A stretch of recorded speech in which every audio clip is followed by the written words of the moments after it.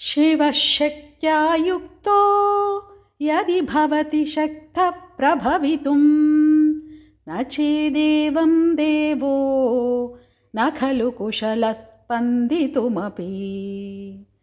अतस्त्वामाराध्यां हरिहरविरिञ्चादिभिरपि प्रणन्तुं स्तोतुं वा कथमकृत पुण्यप्रभवति। तनीयां सम्पांसुं तव चरणपङ्केरुहभवं विरिञ्चः सञ्चिन्वन् विरचयति लोकानविकलम्।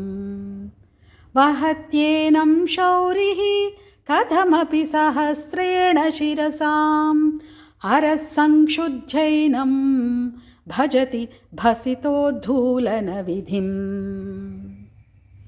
अविद्यानामन्तस्तिमिरमिहिरद्वीपनगरी जडानां चैतन्यस्तबकमकरन्दश्रुतिझरी दरिद्राणां चिन्तामणिगुणनिका जन्मजलधौ निमग्नानां दंष्ट्रा मुररिपु वराहस्य भवति।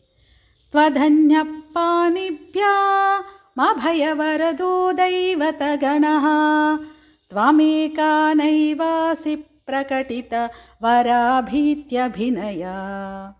भयत्रातुं दातुं फलमपि च वाञ्छासमधिकं शरण्ये लोकानां तव हि चरणावेव निपुणौ।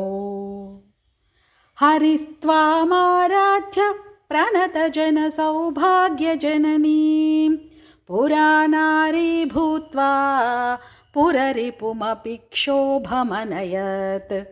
स्मरोऽपि त्वां नत्वा रतिनयनलेह्येन वपुषा मुनीनामप्यन्तः प्रभवति हि मोहाय महताम्।